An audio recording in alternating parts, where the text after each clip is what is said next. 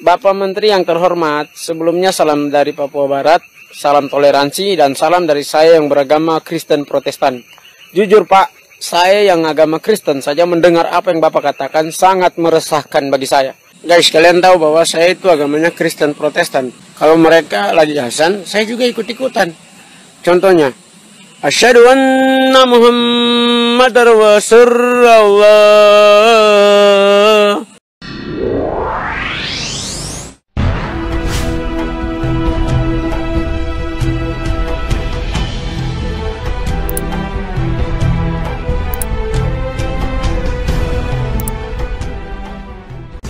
Bagi kalian yang belum berlangganan video kami terbaru, tekan subscribe sekarang juga, karena Yesus itu Muslim.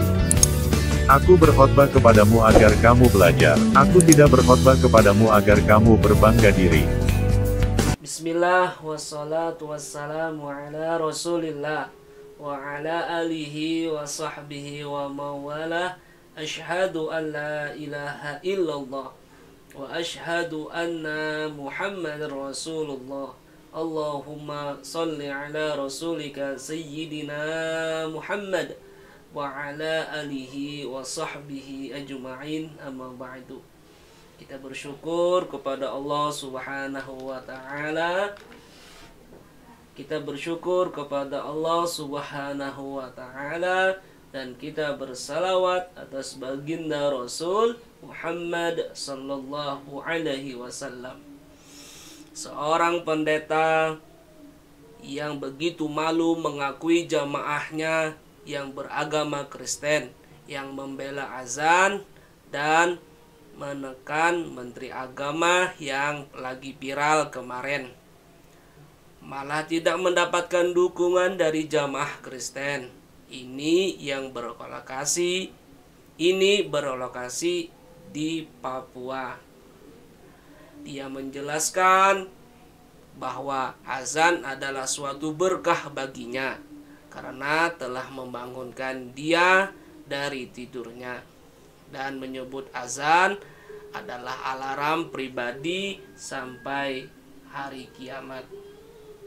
Bahkan ia pun tidak segan-segan untuk Yakub selaku Menteri Agama untuk berpikir sebelum berkata, sebab perkataan itu menuai kontra dan protes.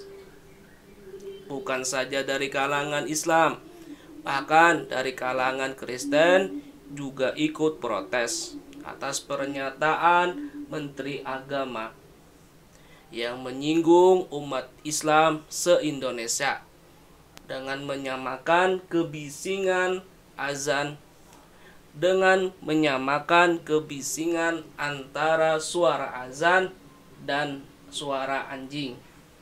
Mari kita dengarkan cuplikannya. Yang paling sederhana lagi, tetangga kita ini kalau kita hidup dalam satu komplek itu misalnya, kiri kanan depan belakang pelihara anjing semua.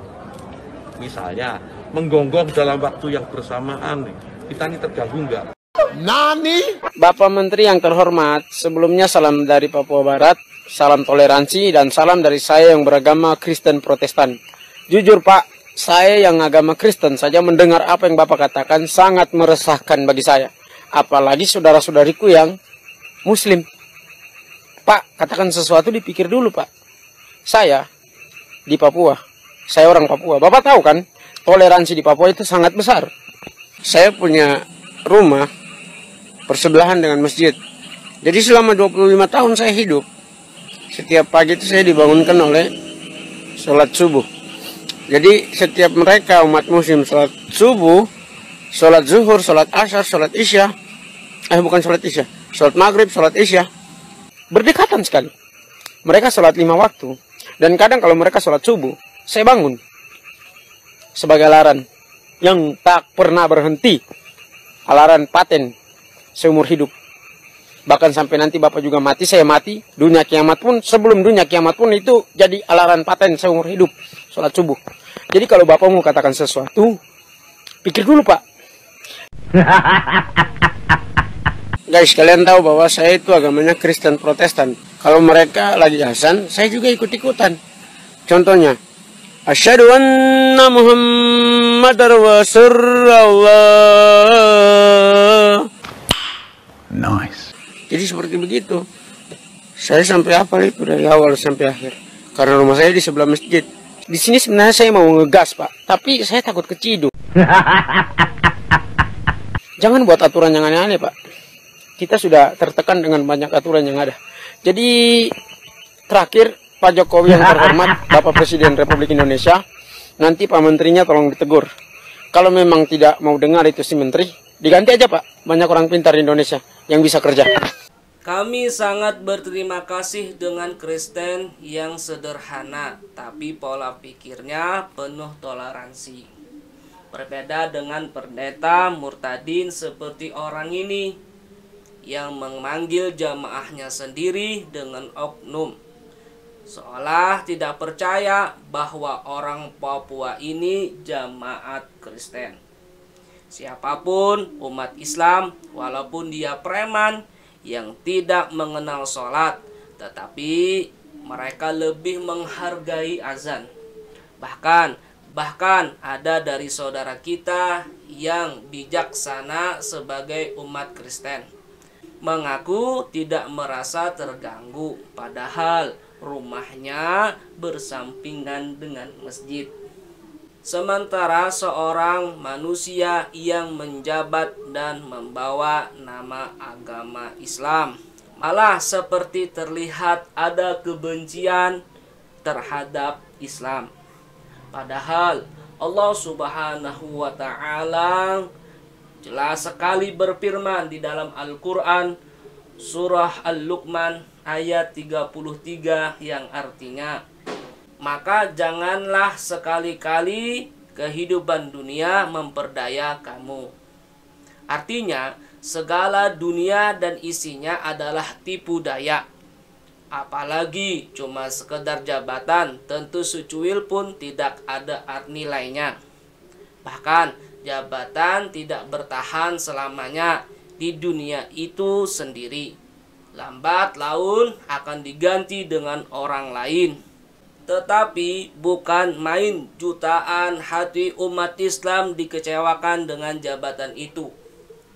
Padahal jabatan menteri agama itu adalah suatu kehormatan dan dimuliakan di mata umat muslim sebagai wakil dari simbol agama yang memimpin negeri ini. Pesan penutup dari jamaat Kristen ini yang disampaikan kepada Bapak Joko Widodo untuk mengganti Yakut Khalil dengan orang lain. Karena masih banyak orang pintar di luar sana yang lebih pantas menjadi menteri agama yang baru. Menurut kami, kebencian manusia terhadap sesuatu tidak bisa ditutupi walau dia tidak bersuara, tetapi akan terlihat dari perilaku, apalagi hal ini disampaikan secara terang dan terbuka. Artinya, menteri agama pantas diganti, seperti permintaan jamaat Kristen. Jangan buat aturan yang aneh-aneh, Pak. Kita sudah tertekan dengan banyak aturan yang ada. Jadi, terakhir, Pak Jokowi yang terhormat, Bapak Presiden Republik Indonesia, nanti Pak Menterinya tolong ditegur. Kalau memang tidak mau dengar itu si Menteri, diganti aja, Pak. Banyak orang pintar di Indonesia yang bisa kerja.